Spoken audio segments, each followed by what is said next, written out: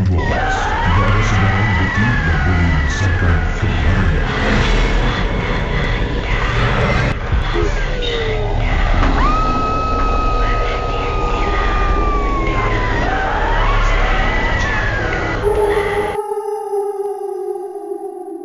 Ibu pengantin berkongsi kisah malam pengantin di rumahnya. Ini bukan kisah malam pengantin yang kita sangkakan, tetapi inilah tajuk kisah yang saya terima. Sebelum tu ada sedikit cerita pendek yang ingin dikongsi oleh ibu ini. Katanya rahsiakan namanya, tolong jangan sebutkan nama yang tertera dalam email. Kisi gunakanlah nama samaran yang Kisi inginkan. Baiklah, saya gunakan nama samaran Kak Siti lah, bukan nama sebenar. Kata Kak Siti, Kisi, kakak ni memang sangat-sangatlah tidak setuju apabila satu-satunya anak lelaki kakak ingin berumah tangga dengan seorang wanita yang telah pun berpisah dengan suaminya. Faham-faham je lah ya. Ada kata yang perkataan ni sensitif, jadi saya nak jaga perasaan orang lah. Jadi anaknya ya ingin berumah tangga dengan seorang wanita yang telah pun berpisah dengan suaminya. Saya memang tak berkenan. Satu, wanita ini 4 tahun lebih tua dari anak saya. Yang kedua, saya ni sebenarnya ingin anak saya kahwin ya orang yang sebaya dengan dia. Jadi oleh kerana anak saya ni memang suka dan sayangkan wanita tersebut, walaupun tak suka, terpaksalah saya benarkan mereka berumah tangga. Saya memang tengok wanita ni memang cantik Kisi. Walaupun dia jauh lebih berusia dari anak saya, walaupun dia adalah seorang ibu tunggal, wajahnya cantik, berhias diri, manis. Tetapi ada sesuatu yang tak kena. Banyak perkara yang dia rahsiakan dari saya apabila kami cuba berbual. Dipendekkan cerita, akhirnya mereka berumah tangga dan mereka menetap di rumah saya. Bila selesai majlis persandingan, semua naik ke atas, termasuklah anak saya dan menantu saya. Mereka naik ke atas untuk berehat, mengemas. Saya ada seorang anak perempuan sulung yang dah berumah tangga, mempunyai seorang cahaya mata. Cucu saya berusia 5 tahun. Kisi nak tahu, pertama kali malam tu cucu saya nampak wanita tu keluar dari bilik, dia terpekik histeria melihat wajah wanita ataupun anak menantu saya. Saya terkejut. Kenapa cucu saya ni tiba-tiba terkejut dan terperanjat sampai gitu sekali? Sedangkan saya tengok dia lawa, cantik, tidak ada apa-apa kecacatan yang menakutkan. Ini menambahkan lagi syakwa sangka saya kepada menantu saya ini di malam pertama pengantin. Kisi, saya bertungkus lumus untuk lakukan sesuatu. Cucu saya kemudian dah takut nak rapat dengan benda ini ataupun dengan menantu saya, kata beliau. Setelah beberapa hari kemudian, saya jumpa pakar, beritahu kisah yang sebenar. Saya cuba bawa anak saya jumpa dengan pakar, tetapi setiap kali kalau dah buat perjanjian, ada saja benda yang akan menghalang. Antaranya isteri anak saya, iaitu menantu saya ni, yang ibu tunggal ni dahulunya seringkali akan telefon, suruh ambil di tempat kerja, adalah masalah itu, masalah ini, dan selalu perancangan kami akan terbantut, akan dibatalkan kerana halangan-halangan yang tak dapat dielakkan. Sampailah beberapa hari Kisi, tak dapat dielakkan, sampai saya paksa anak saya masuk minggu yang ketiga, baru akhirnya anak saya jumpa dengan pakar tersebut. Apa yang berlaku memang cukup menakutkan. Katanya di sini, pakar itu suruh anak saya duduk di atas kerusi. Dia siapkan satu besin besar di hadapan anak saya. Anak saya terkejut. Besin itu diletakkan di atas meja. Kemudian pakar itu membaca sesuatu sambil mengurut-ngurut belakang anak saya. Kisi, sejurus selepas pakar itu baca, kemudian dia tepuk 3 kali. Sambil dia hembus, anak saya muntah keluar air-air warna kuning dari tubuh badannya.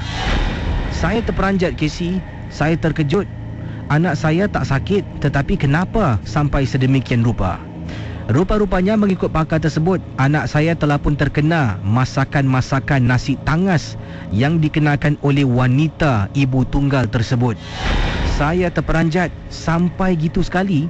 Kemudian saya kata pada pakar ini, saya curigalah ibu tunggal yang anak saya kahwin, menantu saya ni, dia punya cantik semacam.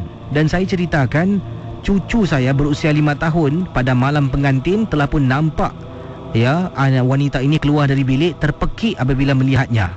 Casey, mengikut kata pakar tersebut, kalau seseorang itu ada mempraktikkan ilmu-ilmu jahat, ilmu-ilmu sihir pada malam pengantin, selalunya di belakangnya akan diikori oleh seorang nenek tua. Nenek tua inilah adalah pendamping saka kecantikan yang digunakan. Mungkin cucu saya berusia 5 tahun ternampak nenek yang cukup hodoh dalam rumah saya.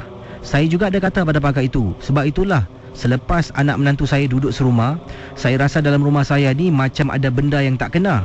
Pakar itu berikan saya sesuatu, air yang dibaca, kemudian berikan saya daun, suruh dimasukkan dalam masakan yang saya masak.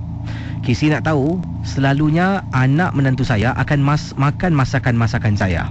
Tapi pada hari itu, bila saya pulang dan masak menggunakan daun yang diberikan, dia tidak makan, Kisi. Seolah-olah dia tahu yang saya nak kenakan dia. Sampaikan saya dah tak tahan, anak menantu saya sedang duduk di ruang tamu menonton televisyen. Saya keluar perlahan-lahan. Saya kata, "Mak baru beli botol spray. Mak cuba spray muka boleh?" Depan-depan dia saya tekan, terkena muka dia. Casey, dia meraung kesakitan. Suara menjadi garau. Dia lari masuk bilik, tutup pintu. Dalam bilik dia terpekik-pekik. Saya hairan. Botol yang saya isi hanya air putih yang dibaca.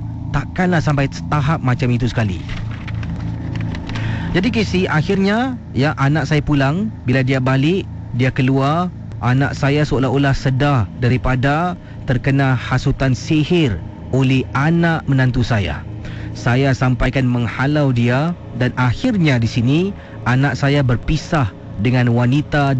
ini yang saya pada mulanya memang tidak sama sekali setujui. Itu saja, Casey. Selamat tengah malam dan terima kasih. Kisah-kisah yang anda dengar merupakan misteri jam 12. Tidak ada sesiapa yang boleh mengesahkan kebenarannya. Jangan mudah kita percaya. Jangan kita terikut-ikut. Ingatlah, MG12 hanya satu hiburan. Yang berlaku ketika beliau dan juga ibunya telah pun mendapatkan bantuan seseorang kerana atas gangguan yang dihadapi oleh ibunya. Katanya di sini ibu saya menghadapi penyakit yang aneh. Dikatakan kakinya berat sangat-sangat. Waktu malam hari dia akan kepanasan. Kalau buka kipas dia akan kesejukan. Matikan kipas dia akan kepanasan. Dan nampak kaki ibu sentiasa bengkak-bengkak, Kisi. Sampaikan kami disarankan untuk jumpa seorang pakar ni. Dikatakan dia memang mahir. Pakar ni bukan di Singapura, malah jauh dari Singapura. Saya dengan ibu akhirnya ambil cuti. Saya ambil cuti untuk hantar ibu jumpa dengan pakar. Pakar dia tinggal di sebuah rumah kampung. Setelah kami cari, setelah lebih kurang perjalanan 2 jam, barulah dapat berjumpa. Itu pun tanya sana, tanya sini. Jumpa pakar ni, rumahnya rumah kampung. Dan pemandu teksi yang memandu kami itu terperanjat apabila kami nak datang rumah ini. Seolah-olah dia macam kenal sangat dengan pakar yang kami nak jumpa ini, ataupun tukang ubat yang kami nak berjumpa ini. Akhirnya ibu saya masuk dengan saya. Kami ketuk, beri salam beberapa kali. Pintu tak dibuka, Kisi. Dan teringat pesanan seorang teman yang rekomendasikan jumpa pakar. Teman saya adalah seorang budak lelaki Malaysia yang berikan saya alamat pakar tersebut, kata boleh membantu. Dia ingatkan saya sampai rumah pakar ini, kalau ketuk pintu jangan beri salam. Jadi akhirnya saya teringat, ibu saya pun berhenti. Kami harus langkah balik. Kalau sampai rumah pakar ni, dia harus langkah ke belakang balik sampai dekat mana yang dia jejakkan kaki pertama kali turun dari teksi. Di situlah. Jadi saya dengan ibu ghostan, Kisi. Jalan perlahan-lahan, langkah ke belakang. Bila berdiri, langkah balik ke depan sampai depan rumah, ketuk 3 kali saja. Ketuk, tek, tek, tek. Pintu terbuka, Kisi. Ada seorang lelaki, pakcik ni, berpakaian serba hitam dengan tali pinggang yang diikat dengan kain kuning. Dia suruh kami masuk ke dalam. Bila nak bersuara, dia kata tak payah jelaskan, dia dah tahu semua. Jadi dia suruh ibu saya duduk di hadapannya. Saya duduk di belakang ibu saya. Dan dia mula membaca mantra, Kisi seruku ku seru namamu. Apa lagi ni Seruku ku seru namamu, datanglah engkau ke hadapanku, ingin ku cari petunjuk darimu, semoga apa yang ...